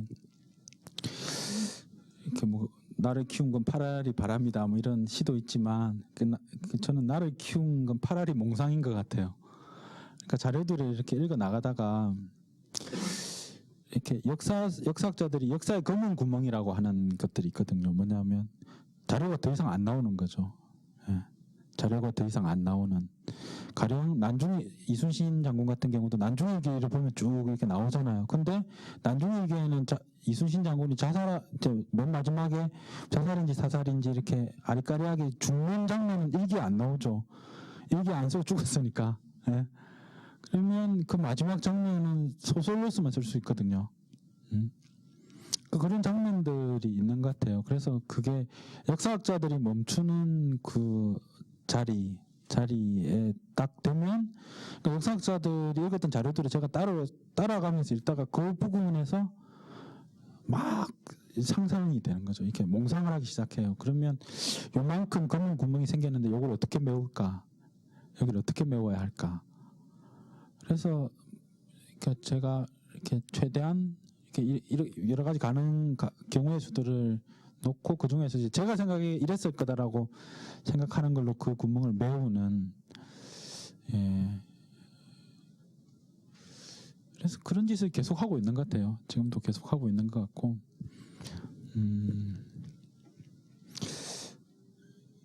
근데 상상이 이제 굉장히 엉뚱한 데로 많이 가는 거죠. 몽상은 항상 엉뚱하잖아요. 예. 아직 소설로는 안 썼고 이제 제가 교수를 그만두면 꼭 쓰려고 하는 소설 중에 어우동이 있거든요. 어우동. 예. 제가 중학교 때 몰래 본 영화 중에 가장 충격적인 영화였고요. 근데 그걸 어우동을 어떻게 쓸 거냐면 감동이라고 하는 여자가 있어요. 어우동은 양반들하고만 작고요. 감동은 아주 천민에서부터 양반까지 가리지 않고 다 자가지고. 근데 감동이 잡혔어요. 감동이 딱 잡혀가지고 사람들이 와가지고요. 그 취조관이 와가지고 감동한테 불어 이렇게 된 거죠. 너 잔 사람 누구냐 불어 이런 거죠. 그러면서 어우동이 예를 들어요. 어우동은 안 죽였어요. 예. 발각이 돼가지고 곤장치고 이랬지만 그 여자는 살았거든요. 그래서 취조관이 이야기해 주는 거죠. 여기부터 소설이에요. 취조관이 제 상상에 어우동과 감동을 엮어가지고 차탈레 부인의 사랑 같은 걸 쓰려고 생각하고 있는 건데 감동한테 취조관이 불어라고 하는 거죠. 근데 감동이 불 리가 없잖아요. 자기가 잔 남자들 부를 수가 없으니까 취조관이 예를 드는 거죠. 어우동처럼 다 불면 살려주겠다. 그래서 어우동 이야기를 취조관이 하기 시작해요. 기록들을 내어가지고 오동과 내가 인터뷰를 했는데 오마이뉴스니까요. 인터뷰를 했는데 오동이 얘랑 잡고라고 솔직하게 다 풀었기 때문에 얘는 살았다. 너도 솔직하게 불면 용서해주겠다. 이게 제 소설의 일부고요. 그래서 일부는 오동 그 지조관의 입에 빌려서 오동이 잔 남자들 이렇게 쫙 나오고요. 이분은 그래서 감동이 나 살아야겠다는 생각이 든 거예요. 그래서 감동이 불기 시작하는 거죠. 그래서 처음엔 왕실부터 시작해서 양반까지 이렇게 딱 풀었어요. 그 지조관이 이제 이제 그쯤 하면 된 거야. 이제 요까지 하면 살려줄 수 있는데 갑자기 얘가 그리고 나는 그리고 또 내려가기 시작하는 거예요. 예? 백정하고도 잡고요. 막 쭉 이렇게 내려가요. 그래서 결국은 이 여자가 너무 정직하게 인터뷰를 해가지고 인터뷰 다 하고 죽여버렸어요. 이게 이제 오동과 감동이고 제 소설 오감동이라고 하는 소설을 제가 쓸 생각인데요. 근데 몽상인 거죠. 왜냐면 오동 이야기가 조선왕조실록에 있고요. 감동 이야기가 조선왕조실록에 있어요. 근데 실제로 이제 감동을 취조하면서 오동의 예를 들고 막 이런 것들 기록들이 조금씩 남아 있는 거죠.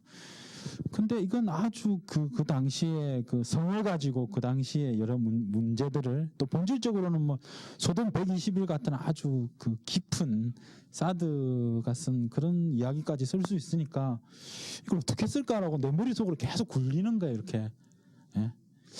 얘들을 오동과 감동을 어떻게 쓸까 막 굴리다가 이제 제가 지금은 이렇게 한번 써볼까? 이게 취조를 받는 형식으로 해서 그러면 1부는 오동, 2부는 감동 그래가지고 교훈은 인터뷰한다고 절대로 다 불지 마라. 이게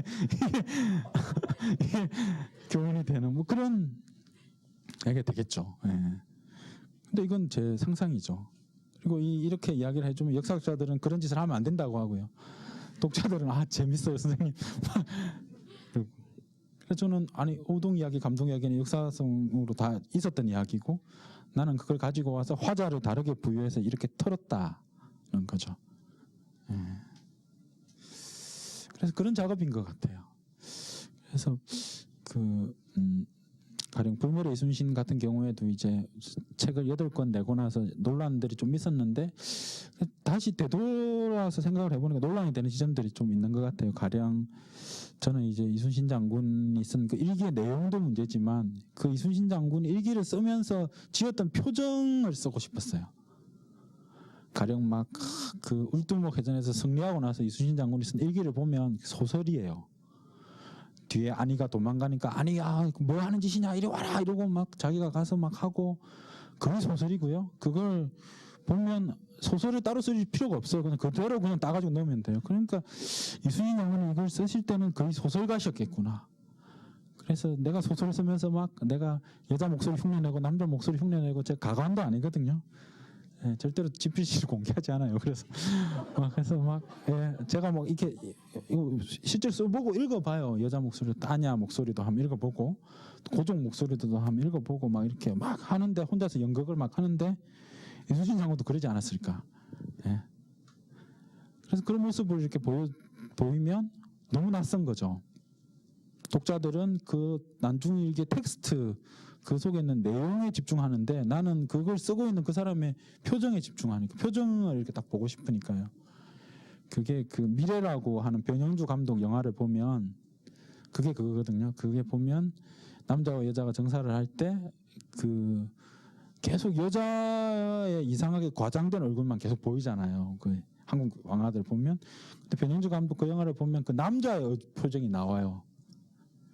그러니까 그렇게 보고 싶었다는 거죠. 탁 바꾸는 거죠. 그럼 그것만으로도 이게 상황이 확 달라지거든요. 이게 몽상이죠. 이렇게 생각을 다르게 하는 거니까. 그래서 텍스트를 최대한 이제 있는 텍스트는 다 읽으려고 하고, 근데 그걸 가지고 이렇게 생각하고 몽상하는 이게 포인트가 좀 다른 것 같아요. 예. 그래서 항상 끊임없이 이렇게 역사 하시는 분들 간의 긴장 관계고요. 그래서 그건 어쩔 수 없는 것 같아. 예. 어쩔 수 없는. 네, 또 질문.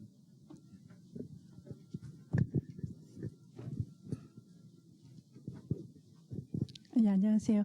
그 노수아갑이 굉장히 맛나게 잘 읽었어요. 역사에다가 현대 마치 퓨전 음식처럼. 근데 혹시 앞으로 그 소설 이외에 시라든지 다른 장르의 장르의 문학 작품을 내실 마음이 있으신지 첫 번째는 그리고 제가 생각했을 때는 두 번째 그 역사의 여러 주인공들을 들어서 그렇게 상상해서 쓰시는 소설을 이제 지속적으로 또 그 노수아 가비처럼 러시아를 무대로 해서 써내실 건지 궁금합니다.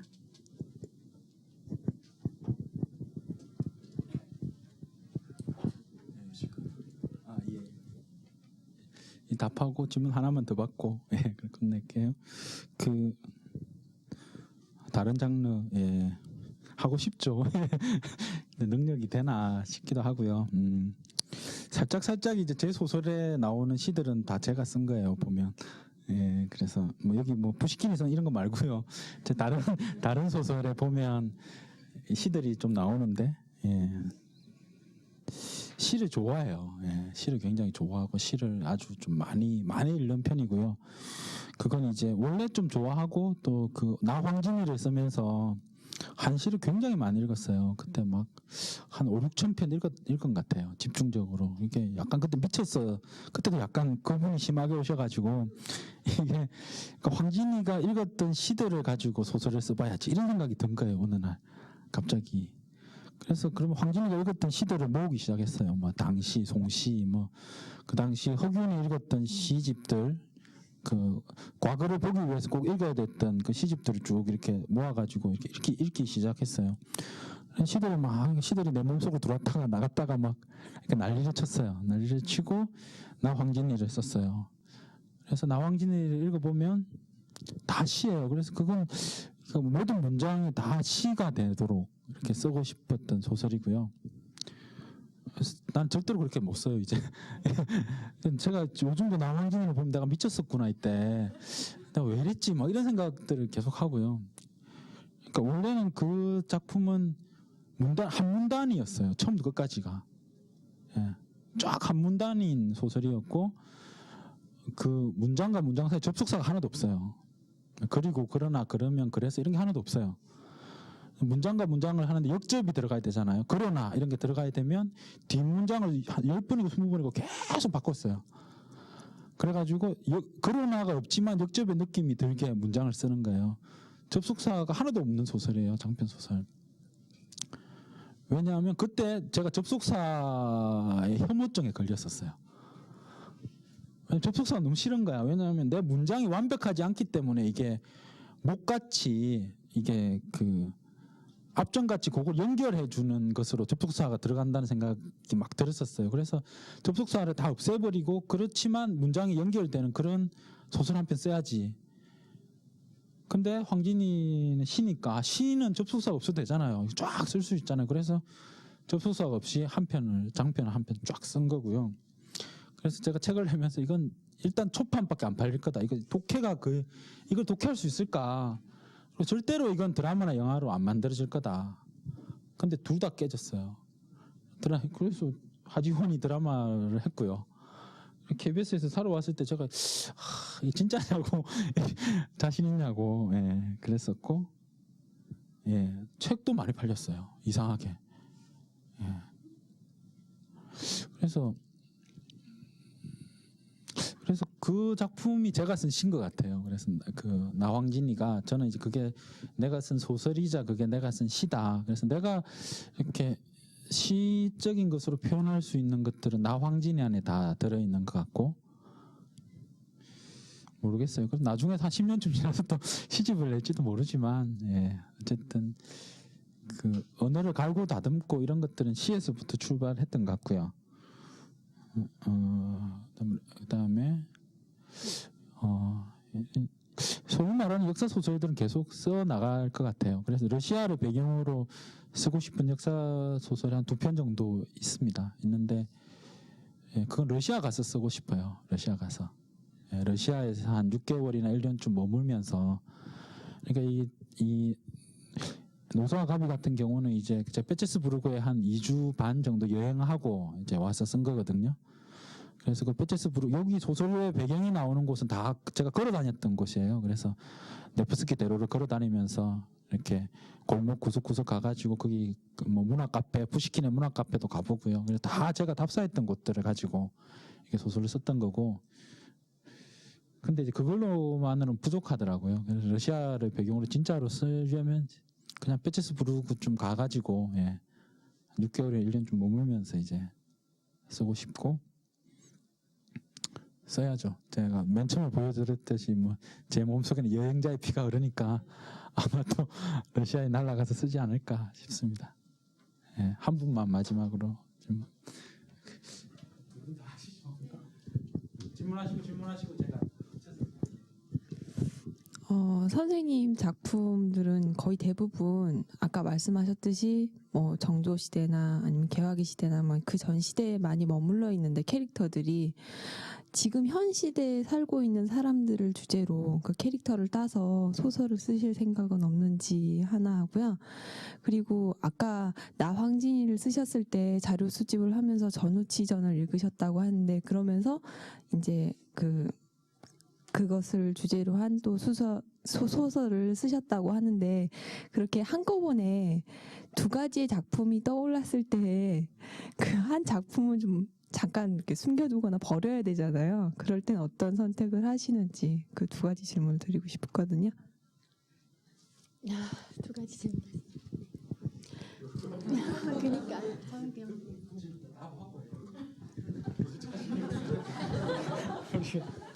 첫 번째 질문이 뭐였죠? 예. 아니요, 현대물도 제 장편이 있고요. 예, 쓴 게 있어요. 예, 쓴 게 있는데, 지금 쓰고 있는 그 동아일보 연재하고 있는 건 2049년의 배경으로 미래 소설이고요. 미래 소설이고 그런데 이제 이렇게 그런 것 같아요. 이렇게 이야기들이 이렇게 재밌는 이야기들이 모여 있는 지점들이 이렇게 있는 것 같고. 그래서 그런 것들을 막 쓰다 보니까 이제 그런 지점들에 계속 이렇게 집중하는 것 같고요. 현대물을 쓸 계획도 있고, 예.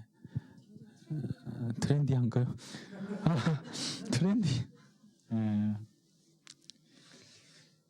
제일 노사가비를 내고 가장 기뻤던 건 젊은 독자들이 이 김탁한이 젊기도 하구나 이런 반응을 독자와의 대화 이런 걸 할 때 계속 아저씨들이 많이 왔었어요. 역사 소설을 좋아하는 아저씨들이 어떨 때는 갓을 쓴 분도 오시기도 했고요. 굉장히 힘들었는데 그래서 요즘은 좀 기분이 좋습니다. 그래서 트렌디한 것도 쓰고 싶고요. 그러니까 제가 말씀드린 대로 아라비안 나이트를 보면 별의별 이야기들이 다 있거든요. 그래서 가장 이렇게 발랄한 이야기들, 저는 뭐 호러, 추리 이런 것들을 원래 좋아해요. 호러, 추리들을 좋아해서 그래서 또 호러를 쓰고 싶고, 제 꿈은 이제 호러로 주말 연속곡을 한번 써보는 뭐 이런 거 있잖아요. 이런 거 아주 옛날부터 꿈꾸는 건데. 뭐 써야죠. 언젠가는 쓸 거고요. 놀라지 마시고요. 또 두 번째 게 뭐였죠? 두 개요. 그러니까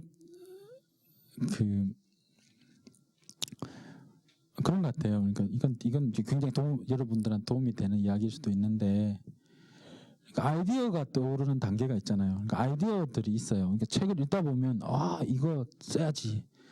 아이디어 단계가 있고, 그 다음에는 그걸 이렇게 쭉 준비를 하는, 그래서 그 초고를 쓰는 단계가 있는데, 아이디어가 떠올랐다고 초고를 쓸 수 있는 게 아니거든요.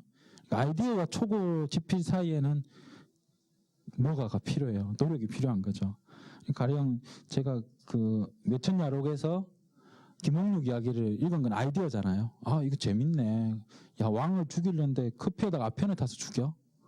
이야기거리네. 근데 그걸 가지고 러시아 가고 막 이 따냐가 나오고 막 이렇게 하기 위해서는 또 다른 공부가 필요한 거죠. 그러니까 그렇게 아이디어들을 이렇게 쭉 모아놓은 노트가 있어요. 아이디어 노트가. 거기 보면 한 100가지 정도 이야기들이 있어요. 이거 다 쓰고 죽어야 되는데 맨날 생각해요. 이거 다 써야 되는데. 근데 그게 그냥 순서대로 이렇게 소설로 옮겨지는 게 아니고요. 근데 그런 아이디어들이 쭉 있는데, 근데 제가 살아가면서 어떤 고민을 하잖아요. 제가 살아가면서 어떤 고민이 있으면 그 고민과 이 고민을 풀 수 있는 아이디어가 이렇게 만나는 것 같아요. 그러면 그 아이디어들이 이렇게 나와가지고 소설로 이렇게 나오고요. 그래서 어떤 아이디어들은 그냥 영원히 저러다가 그냥 없어질 수 있을 것 같기도 하고, 뭐 어떤 아이디어들은 고민과 만나서 소설로 나오기도 하고, 뭐 그러는 것 같고요. 그래서 아이디어 노트에다가 이렇게 계속 이렇게 기록을 해두고 있고요. 그게 굉장히 중요해요. 예, 그래서 이게 지금은 내가 SF를 쓰고 있는데 호러를 쓸 수가 없잖아요, 그죠? 근데 어떤 상황에 보니까 이거 호러거리가 딱 있으면 SF 쓰는데 이걸 쓰면 이게 두 개가 막 섞여 버리니까 안 되잖아요. 그러니까 이건 그냥 일단 킵한다. 제 용어를 킵을 하는 거죠. 킵을 해서 아이디어 노트에 딱 넣어놨다가, 근데 항상 관심은 두고 있어요. 그래서 이렇게 내가 생각했던 그 호러 줄거리랑 관계되는 학회 같은 걸 하면 가가지고 책도 사고 논문도 해가지고 모아놔요. 이렇게 모아놔서 저 구석에 이렇게 모아놓고 한 번씩 봐요. 이렇게 저걸 언젠가는 쓰리라 이러면서 이렇게 보다가 쓰자 이러면 확 쓰는 거죠. 확.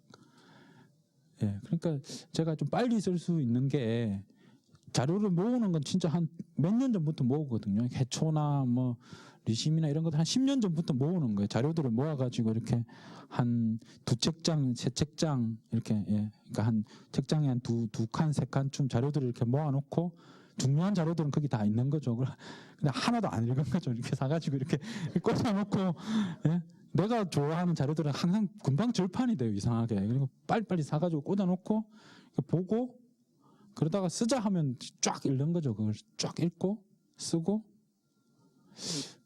뭐 그런 짓을 하는 것 같아요. 그래서 생각은 아주 오래전부터 많이 하고요. 근데 집중하는 거죠. 뽑아서. 뭐 그런 식인 것 같습니다. 네. 마지막.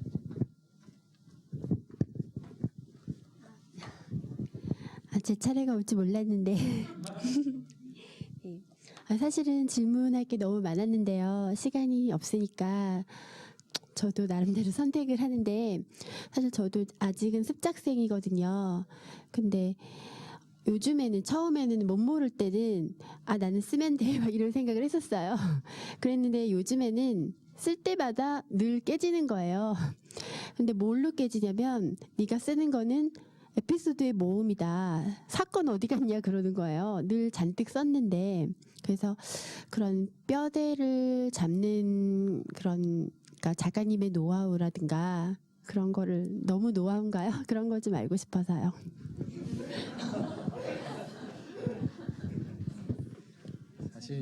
사실 이제 이 책에 다 있는데, 예, 예, 사실 이 책에는 없고요. 예, 이 책에는 그런 내용은 안 가리키고 있고요.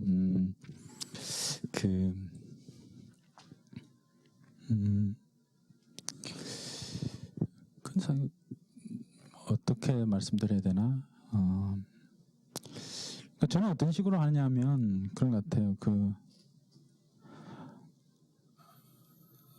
내가 쓰려고 하는 것들을 최대한 압축해 보는 것 같아요. 한 문장으로 압축해 보는 것 같아요. 예, 한 문장으로 압축해서, 가령 이순신, 그럼 이순신은 8,500매나 썼잖아요. 엄청 제 키만큼 원고지를 쓴 거거든요. 근데 이순신을 한 문장으로 제가 쓰기 전에 압축했어요. 뭐냐면, 모든 장수들이 넓은 문으로 들어가서 패할 때 홀로 좁은 문으로 들어가서 승리한 장수. 이게 이순신에 대한 제 정의예요. 그러면 핵심은 뭐냐면, 왜 이 사람은 다른 사람들이 다 왼쪽으로 가서 질 때 얘만 오른쪽으로 갔을까?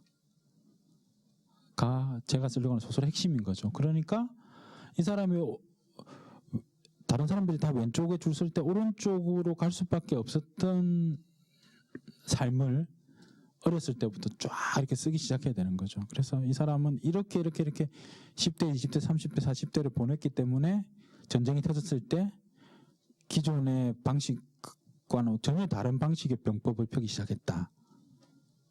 이렇게 되는 거거든요. 그래서 독자들은 읽으면서 막 그 각 장면들, 각 사건들 재밌어가지고 막 이렇게 읽지만 쓰는 사람은 큰 줄기 하나를 생각하는 거죠. 큰 줄기 하나를 생각해서 그 큰 줄기 하나를 따라서 이렇게 가거든요. 가령 뭐 허균 최후의 식구 이런 소설의 주제는 뭐냐면 배고픔과도 같은 희망이에요. 한 줄로 정의하면. 그러니까 허균은 그 당시 부총리급이었거든요. 아주 잘 먹고 잘 살았어요. 쿠데타를 할 이유가 하나도 없어요. 혁명을 할 이유가 하나도 없는데 혁명을 한 거죠. 그래서 광해군이 물어요. 내가 네한테 부총리나 시켜주고 이렇게 잘해줬는데 너 왜 배신을 때렸냐? 이렇게 허균이 대답하는 거죠. 배고픔 같은 희망 때문이다. 나는 더 나은 사회를 만들고 싶었는데 그게 나에게 배고픔 같은 것이었다. 그러니까 지식인은 무엇으로 살아야 되는가? 그러니까 배고픔과 같은 희망을 갈구하면서 살아야 된다. 그게 이제 제 그 소설의 핵심이거든요. 그러니까 허균이 왜 그런 생각을 갖게 되었는가를 향해서 배고픔과 같은 희망을 품는 지식인과 그냥 배고픔을 채우려고 했던 지식인으로 나눠가지고 이쪽에가 이쪽에를 배신 때리는 그런 상황으로 간 거죠. 그러니까 이게 한 문장으로 자기가 쓰려고 하는 것들이 아주 딱 정의돼서 그 한 문장을 들어보면 그러니까 좀 과장을 하면 그 한 문장을 들어보면 그 사람이 그 아이디어를 가지고 초고를 만들기까지 어느 정도 공부를 했는가를 알 수 있어요. 예, 근데 이순신 가지고 소설 써볼래? 그럼 이순신의 한 문장으로 정해봐. 그러면 뭐 구국의 영웅입니다. 이러면 아무 공부 안 한 거죠. 예. 그럼 허균 가지고 한번 써볼래? 그럼 홍길동전을 썼습니다. 아무 공부 안 한 거죠. 예. 근데 제가 말한 대로 이런 식의 답이 나오면 이 사람은 그 주제나 인물을 가지고 자기 나름대로 머리를 막 굴려가지고 다른 이야기를 하는 거거든요. 다른 이야기를. 그러니까 그게 굉장히 중요한 것 같아요. 그게 헐리우드에서 영화 이렇게 설명하러 갈 때 맨날 한다 그래요. 이렇게 딱 들어오면 네가 만들려고 하는 영화를 한 문장으로 말해봐. 한 문장을 말하면 나가. 재밌네. 더 들어보자. 이렇게 딱 나뉘거든요. 근데 그게 맞는 부분이 있는 것 같아요. 그래서 자기가 뭐 습작생들한테 제 학생들한테 그래요. 쓰고 싶은 게 뭐냐, 지금 쓰는 게 뭐냐 그러면 연애 소설이에요. 그럼 연애 무슨 소설이야 그러면 뭐 갑돌이가 있었는데요. 갑돌이가 갑순이를 대학교 1학년 3월에 만나가지고 자기 줄거리를 주저리 이야기해요. 뭐 아무 생각이 없는 거예요. 그런 건 진짜 에피소드만 나열하는 거고. 예. 그래서 그 핵심을 틀어주는 방법은 제가 선택하는 건 계속 몽상을 하면서 그걸 한 문장으로 계속 이렇게 압축시켜 봐요. 한 문장으로 압축시켜-가지고 그게 다른 사람들이 그 전에 이야기를 했는지 안 했는지 찾아봐요. 그러니까 역사 소설 같은 경우에는 혹은 뭐 사랑에 관한 것인데 나는 이렇게 쓰고 싶은데 이걸 그 전에 쓴 놈이 있나 찾아봐. 그래서 그 전에 쓴 사람이 있으면 일단 질투해요. 새끼가 왜 썼네 막. 그리고 그 사람보다 내가 더 잘 쓸 자신이 없으면 내가 접어요. 네, 그런 적이 한 번 딱 있는데 그 마이클 클라이튼이 쓴 먹이라고 하는 소설이 있거든요. 근데 그걸 제가 카이스트에 처음 와서 나노에 꽂혀가지고 나노 가지고 소설을 쓰려고 나노가 책도 쭉 읽고요. 공부를 열심히 했어요. 근데 마이클 클라이튼이 먹이라는 책을 냈어요. 당장 사서 읽어보니까 잘 쓴 거야. 네? 참고문이 쫙 나오는데 제가 그중에 읽은 게 3분의 1도 안 되는 거야. 4분의 1 정도밖에 안 되는 거고. 와, 이 정도 쓰려면 한 5, 6년 정도 필요하겠고. 그래서 졌다. 이러고 네, 접었어요. 그게 중요해요. 자기가 쓰려고 하는 게 그런 어떤 소재고 어떤 주제인데 여기서 세계에서 제일 잘 쓴 놈이 누구냐 찾아보는 거죠. 그래서 읽어보고 내가 얘보다 잘 쓸 수 있다. 나는 이러이러한 이유로 얘보다 잘 쓸 수 있다. 그러면 쓰는 거고요. 안 되겠다. 그러면 딴 데로 가야 되는 거예요. 딴 건 너무너무 많으니까. 예. 근데 아무 개념 없이 덤비는 게 굉장히 위험한 거죠. 자기는 잘 썼다고 생각하고 막 했는데 열심히 써서 보여주니까 이건 100년 전에 어떤 소설가가 쓴 뭐랑 비슷하네. 자기는 그 소설이 뭔지도 몰라요. 굉장히 절망스럽죠.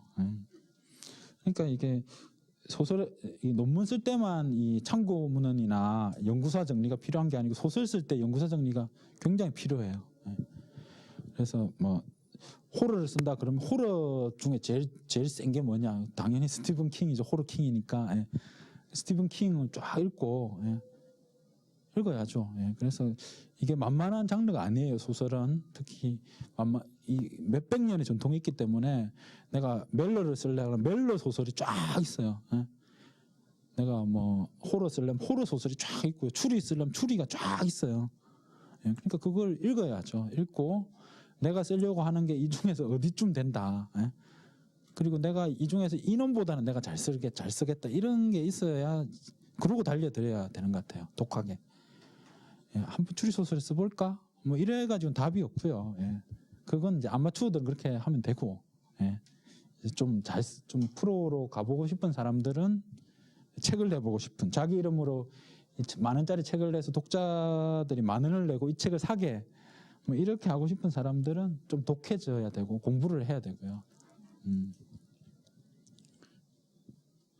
근데 문제는 고전의 반열에 오른 작품들이 더럽게 소설을 잘 쓴다는 거죠.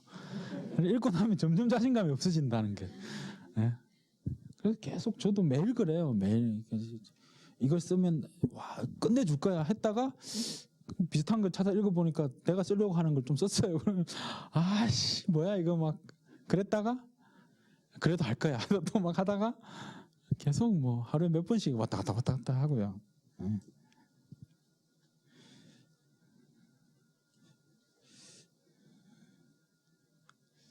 그래서 그 과정들이 좀 몇 년 필요한 것 같아요. 몇 년 지나고 그렇습니다. 좀 아쉽지만 시간이 지났네요. 감사합니다.